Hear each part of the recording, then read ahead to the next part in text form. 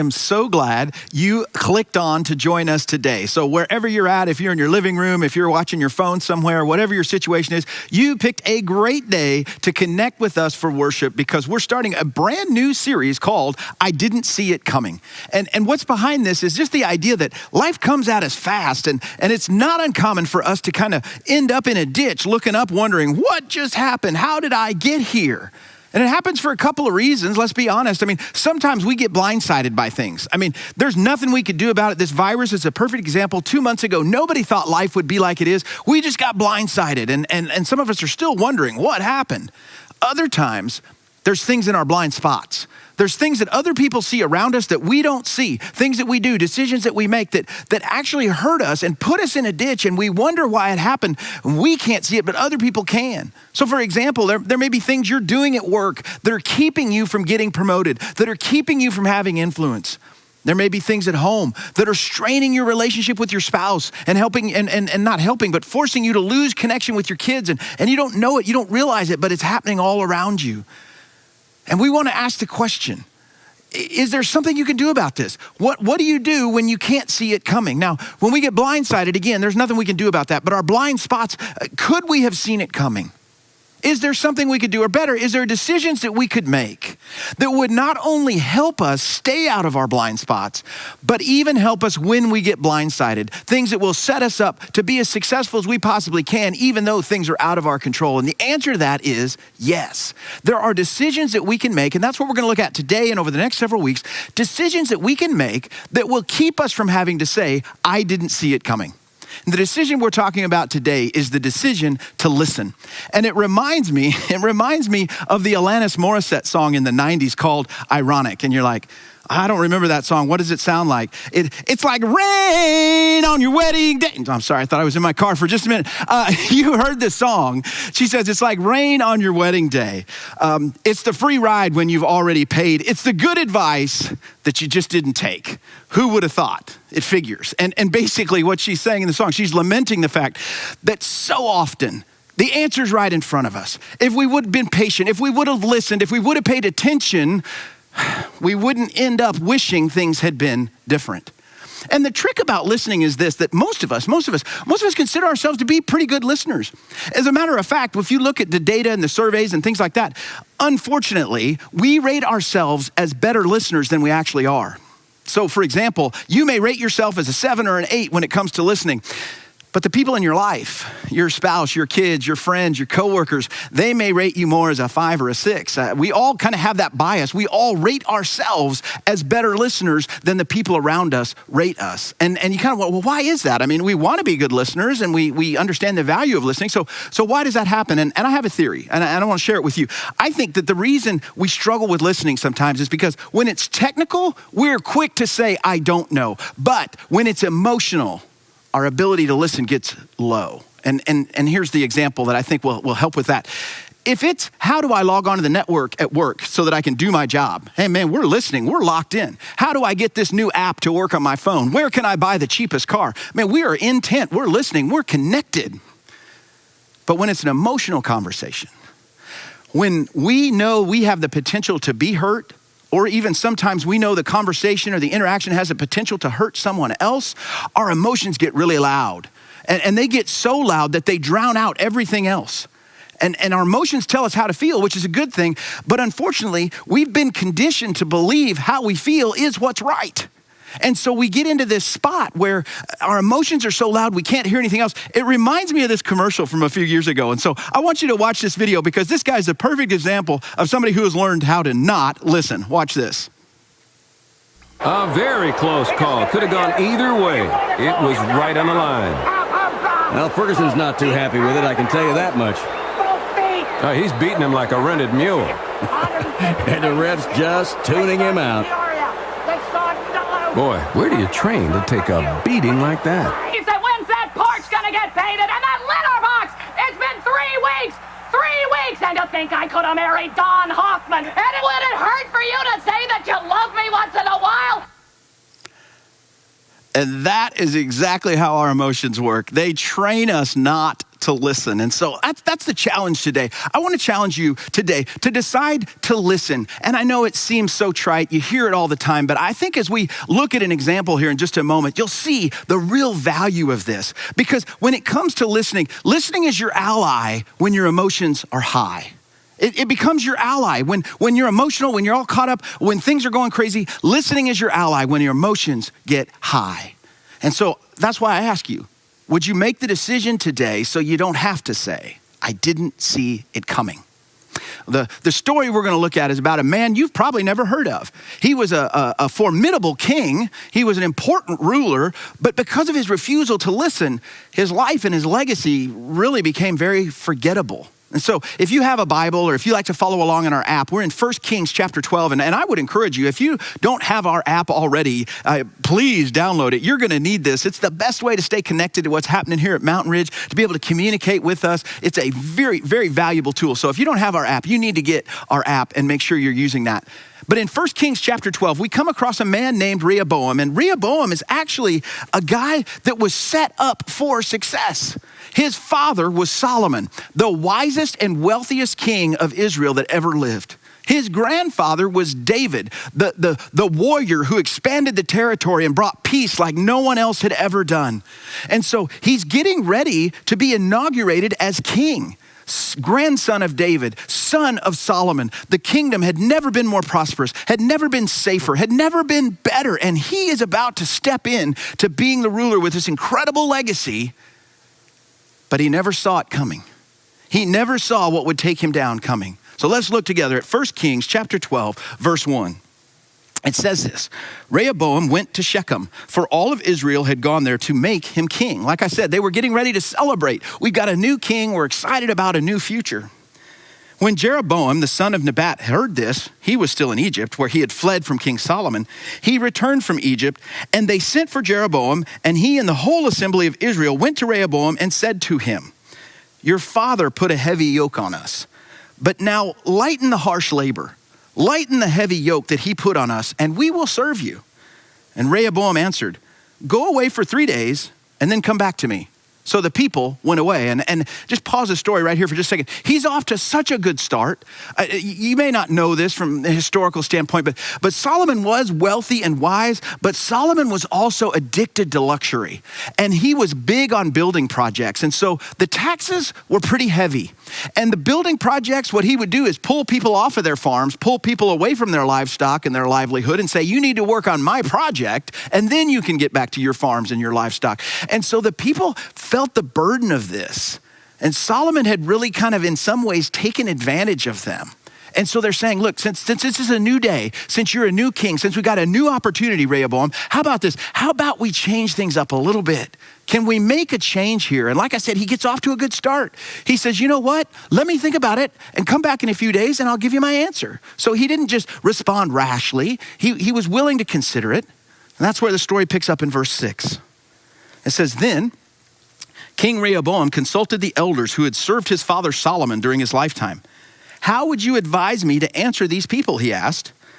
And they replied, if today you will be a servant to these people and serve them and give them a favorable answer, they will always be your servants. Now, we'll continue here, but just a second. So Rehoboam went to the older guys, the guys that had been around, that had seen Solomon's reign, that probably agreed with the people that, hey, things have kind of gotten out of hand. And he goes to them and he asks, what do you think about this? And they tell him in essence, look, if you will just let up a little bit, if you will humble yourself, if you will serve them. You see, they knew something. They knew that godly leaders, the people that God appointed to lead his people, the king or any other leader, is supposed to serve the people, not make servants of the people. And so they told him, look, if you will just serve them, if you will do what you need to do now, you will be able to do what you want to do later. Just humble yourself, serve them, and in essence, let up a little bit. Ease off a little bit. It'll be good for you. It'll be good for them. But Rehoboam wasn't convinced. Look at verse 8. It says, Rehoboam rejected the advice that the elders gave him and instead consulted the young men who had grown up with him and were serving with him. He asked them, what is your advice? How should we answer these people who say to me, lighten the yoke your father put on us? The young men who had grown up with him replied, "These people have said to you that your father put a heavy yoke on us, but make our yoke lighter. Now you tell them, my little finger is thicker than my father's waist. My father laid on you a heavy yoke. I will make it even heavier. My father scourged you with whips. I will scourge you with scorpions." It's unbelievable. You see, I think, this is Brett's theory, I think Rehoboam felt insecure. And I think when they asked him to change, when they asked him to humble himself, when they asked him to be a servant instead of being a king that lords over everybody else, it really got to him. He didn't like that. He felt threatened by that. And because he was insecure, he didn't want to be a servant. He didn't want to humble himself. And so he goes to the guys he grew up with. Now, think about this. The guys that owe their livelihood to him. The guys that are only in the position they're in because of him. The guys whose future he holds in their hands. And he basically says, look, the people asked me to let up and the elders said I should. I'm not sure that's the right idea. What do you think? Not that they're going to be biased or anything, right? And they said, "Oh, no. You need to show them who's boss. You need to be large and in charge, man. Let them know. Your father, you thought Solomon was tough. You should see me." And the whole thing about he's thicker than my finger and all that. What does that mean? Well, again, Solomon was addicted to luxury. By this time in his life, he's probably a pretty heavy dude. He's probably a big guy. And he's saying, "You think Fat Solomon was tough? My little finger is heavier than Fat Solomon." And he does. He goes to the people. He heard what he wanted to hear instead of what he needed to hear. And he makes his decision without listening to the truth. It's not a big surprise what would happen. Because he was so closed off, because he wouldn't listen to them, because he just had no desire to hear what they were saying, because of his insecurity and selfishness, he made a terrible decision. And it's bad on so many levels. First of all, it's just bad leadership. It's bad strategy. It's incredibly selfish. No, I'm not giving up anything. No, I'm not going to lower myself for anyone. It's about me, not you. It's incredibly selfish. And worst of all, just like we said, it was in direct violation of what God had called the leaders of God's people to be. He said, you should be a servant of the people, not make servants of the people. But he goes ahead because he heard what he wanted to hear. And he got what he wanted to do confirmed by somebody. And so he makes a decision and he tells the people. Like I said, it's not hard to guess what happens. Look down to verse 16. When all Israel saw that the king refused to listen to them, they answered the king, "What share do we have in David? What part in Jesse's sons? To your tents, O Israel. Look after your own house, David." So the Israelites went home. But as for the Israelites who were living in the towns of Judah, Rehoboam still ruled over them.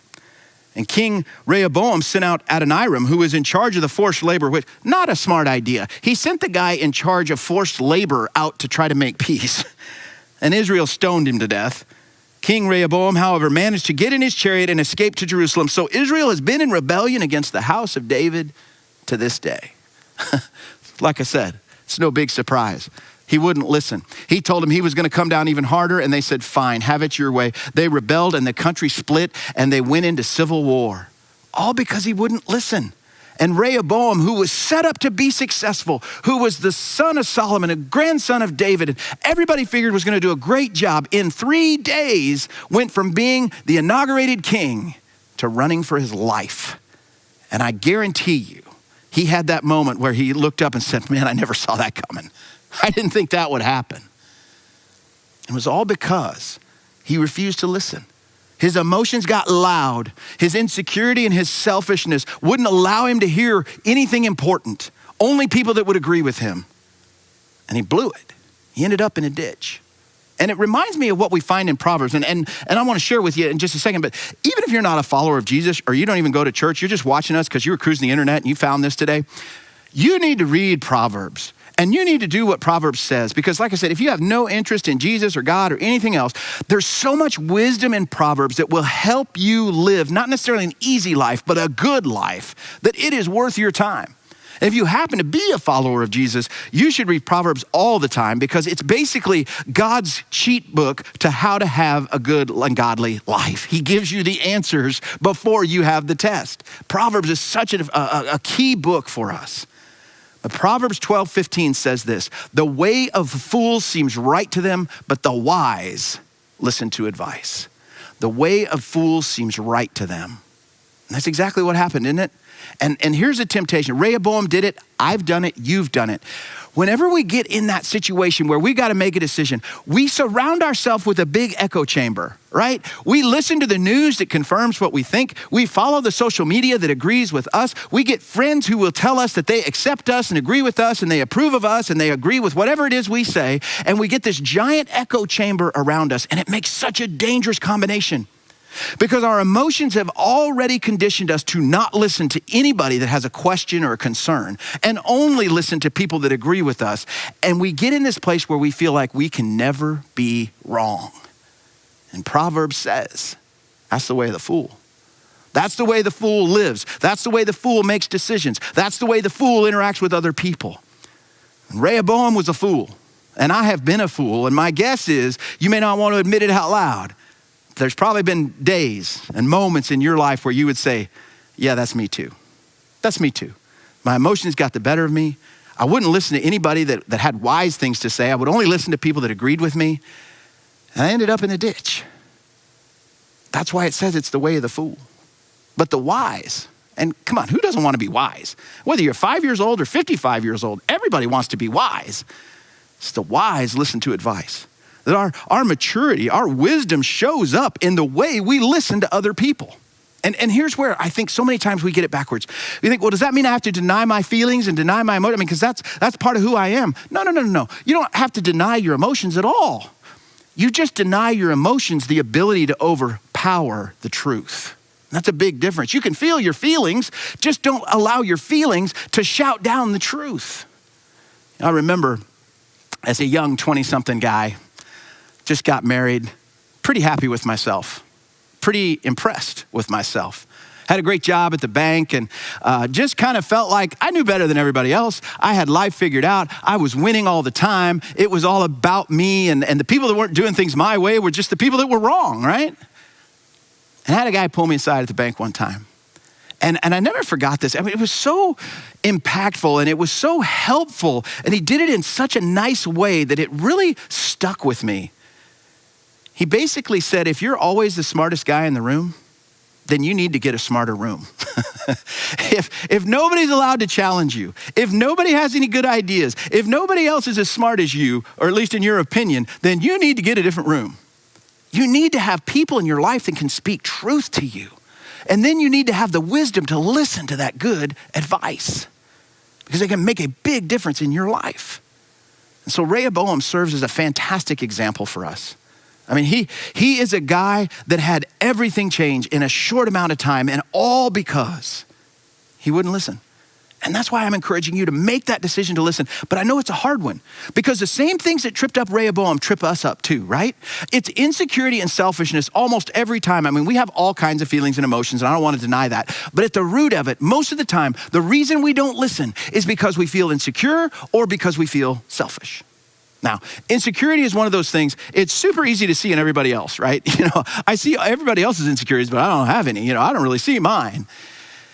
It's dangerous because it allows us to feel backed into a corner. And if somebody asks a question, we take it like a threat.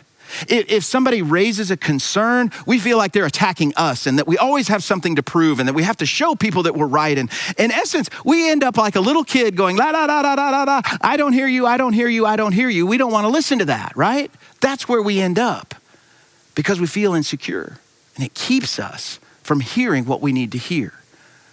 And I love in Rehoboam's situation how there were people in his life that did tell him the truth. And here's what I think really happened. I think there was a part of Rehoboam that agreed with the elders, just like you and me.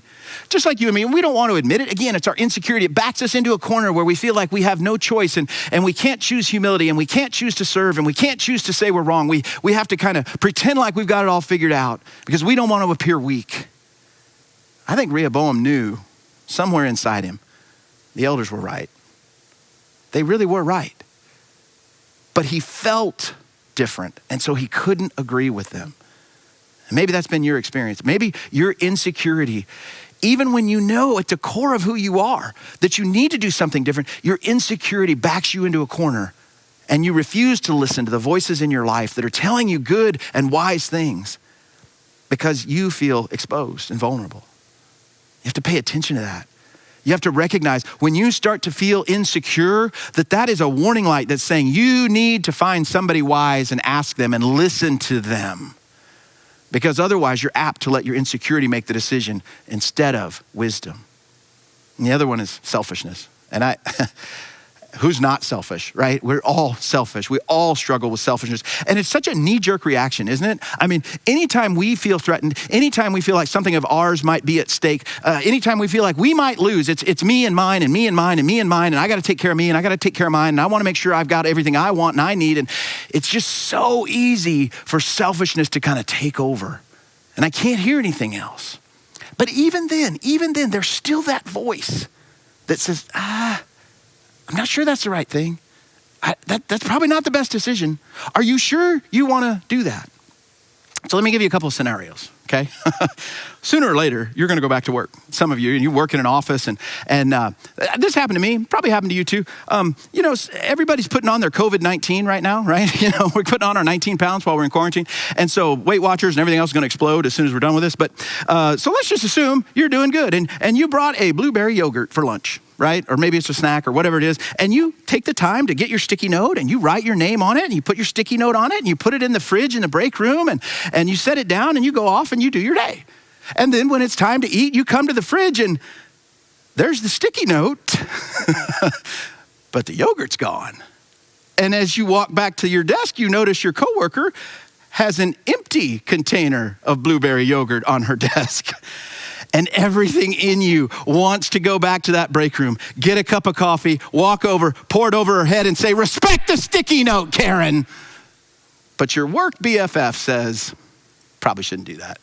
HR's not gonna approve that. You gotta be careful here. Or maybe at home, you get into a conversation with your wife or your husband or your kids. Because we're all stuck at home right now. And we're all in this together. But it creates tension.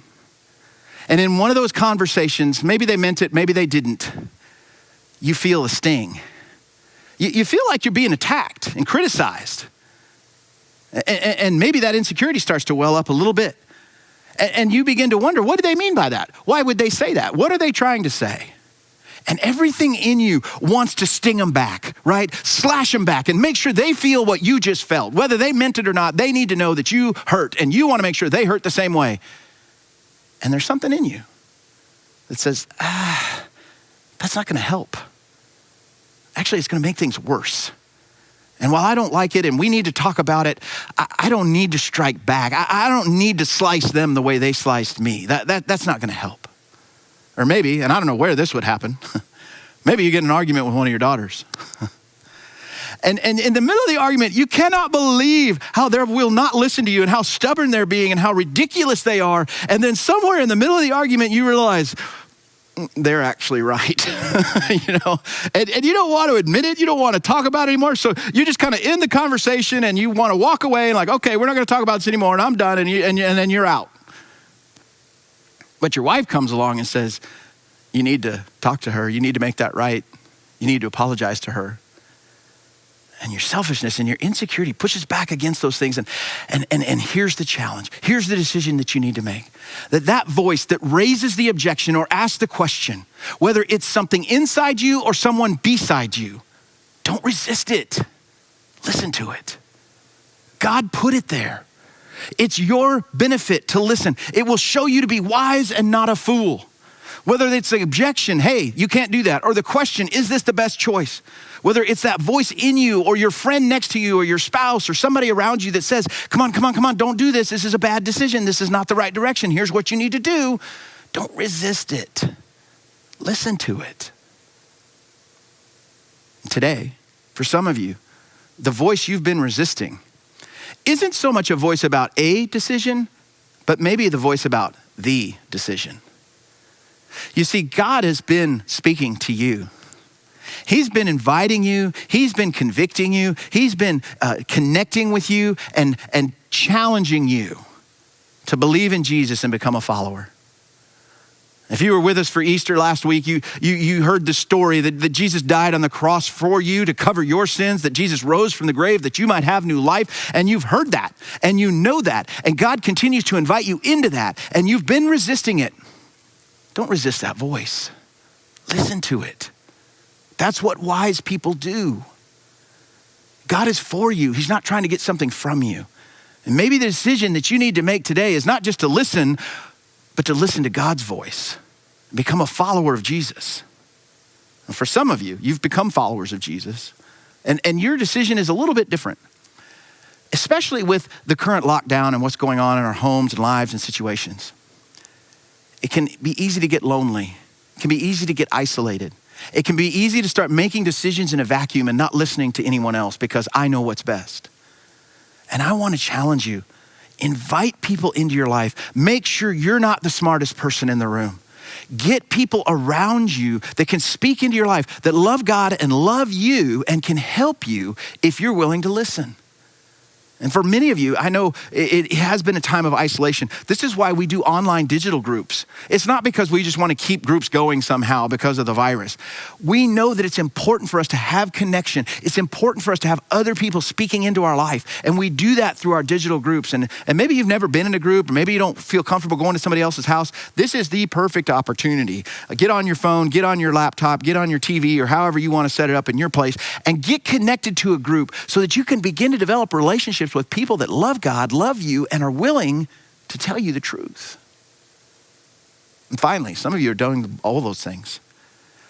I think this virus has created a very unique opportunity. It has disrupted everything. We've stopped having normal, and people are even now saying there isn't going to be back to normal. Things are going to be different when this is over. Now, I don't know if that's true or not, but here's what I do know. If God has taken the time to put a giant pause in your life, he wants to speak to you about something. And what is it? Don't resist it. Listen to it. Is he asking you to reconsider some of the things you've always believed that maybe are being challenged? Is he creating something in you that's you're starting to question your values, the things that you value, the way you've spent your time, the way you've organized your life, the behaviors and the mindsets that you've had? Is God starting to challenge some of those things and saying, wait a minute, this needs to change? I've put it on pause, and I want you to consider what I'm saying about how to do it differently going forward. I know that's happened for me. My guess is it's happening for you too. If God is speaking to you about how your life needs to be different when this thing is over, don't resist it. Listen to it. So I hope you'll make the decision today to listen so that you don't have to say, I didn't see it coming. Let's pray together.